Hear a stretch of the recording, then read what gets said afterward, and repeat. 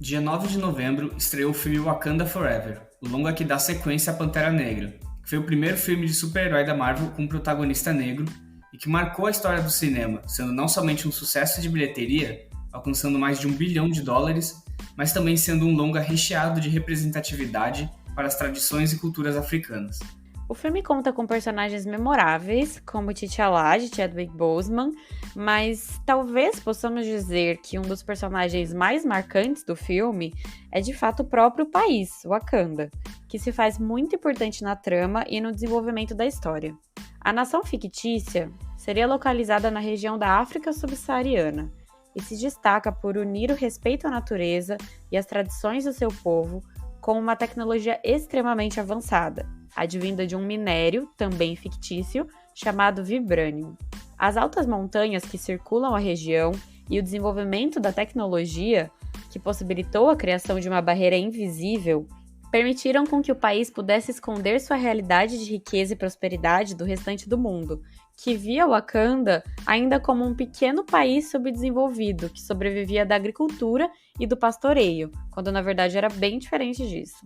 Indo um pouco além, de acordo com os quadrinhos da Marvel e outras mídias em que o país está presente, como o próprio cinema, Wakanda pôde alcançar esse nível de desenvolvimento pela não interferência do colonialismo europeu, como aconteceu nos demais países do continente na vida real. O estabelecimento dos europeus na África teve seu início há muitos séculos.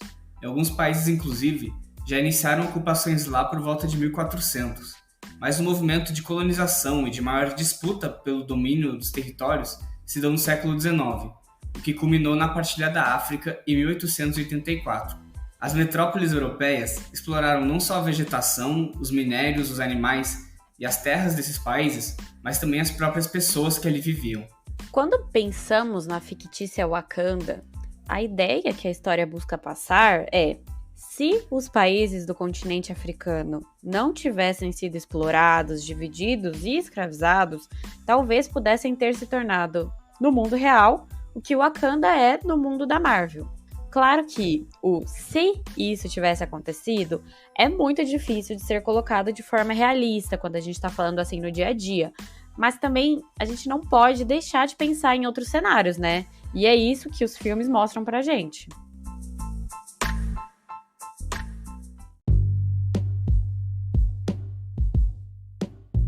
Um ponto de vista que não apenas levanta essa dúvida, mas também debate respostas sobre ela, ou seja, debate formas de contornar a influência do colonialismo nos dias atuais, é a teoria do pós-colonialismo.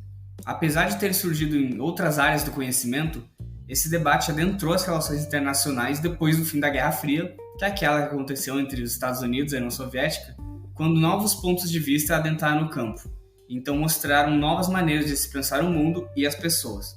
Nas relações internacionais, mais precisamente, né, o pós-colonialismo buscou e ainda busca colocar em destaque estudos culturais que não eram muito importantes para a área até então, dando vozes aos sujeitos que sofreram com as opressões do colonialismo ao longo dos anos, algo que também não acontecia antes. Essa teoria, então, quer mostrar a história do colonizado pela visão dele mesmo, colocando no centro da conversa esses países e essas pessoas que foram colonizadas, e não os colonizadores, como vinha acontecendo até a Guerra Fria.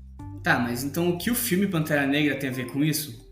Bom, ele coloca no centro do debate o que poderia ter acontecido, ou seja, traz essa nova maneira de pensar o mundo e as pessoas. Ele mostra que o colonialismo, com toda a ideia de civilização que buscavam passar, na verdade impediu o desenvolvimento dos países e das pessoas que ali viviam. E pelo que já vimos nos trailers de Wakanda Forever, essa questão da colonização vai aparecer de novo, mas agora também em torno de outro povo. Falando, né, desse outro povo, desde a confirmação da influência mesoamericana na história do personagem Namor, que é o novo protagonista, muitos internacionalistas já ficaram atentos no que isso poderia significar, né? O que um novo protagonista com heranças de povos originários latino-americanos poderia significar. A gente te explica agora. Esse foco ocorre porque o continente americano sofreu um genocídio em sua conquista. A história que aprendemos de descoberta da América, né, apenas mascara a morte de milhares de nativos que já habitavam aqui, os chamados povos originários. Não apenas as suas vidas foram encerradas, como as suas culturas foram completamente apagadas e destruídas pela catequização e europeização após o genocídio. Então, é uma segunda versão aí do pós-colonialismo nesse segundo filme. E é justamente para isso que o pós-colonialismo chama atenção. A nossa forma de aprender sobre a nossa própria história, ela passa por um filtro europeu, como se a civilização que a gente tem tivesse sido trazida somente com a invasão, ou seja, que apenas graças aos europeus nós podemos ter hoje em dia boas condições de vida e acesso à educação. A nossa cultura ancestral ela sofre vários ataques constantes até os dias atuais, e isso é um problema central para as relações internacionais. Como vamos falar em paz no sistema internacional se a dominação cultural ainda é uma missão das grandes potências do mundo? Se ser opressor ainda é uma prioridade para países que querem ser colocados como superiores aos outros? Bom, como aparentemente todo mundo quer ter poder nas relações internacionais, o pós-colonialismo ele decidiu levar essa pergunta, né, para ser discutida por estudantes de relações internacionais da África, da Ásia, da América Latina e de todos os locais que sofreram com a colonização e que ainda sofrem nos dias de hoje, né? E é por isso que é uma teoria tão importante, porque essas heranças da pós-colonização e da colonização ainda tá com a gente, com esses países. O pós-colonialismo, ele diz, então, que é hora da gente quebrar esses discursos opressores, que é hora da gente permitir que vozes, como aquelas mostradas em Pantera Negra e, em sequência, no Wakanda Forever, sejam ouvidas internacionalmente. Como seríamos se as invasões europeias não tivessem acontecido? É isso que Pantera Negra busca responder.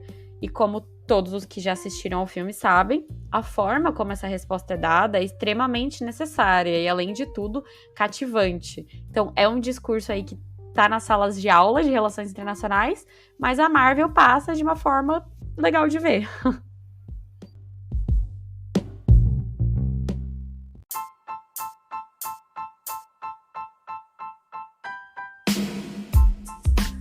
Você acabou de ouvir o Pit Stop Global, um projeto do Pod RI que conecta o mundo com o seu dia a dia.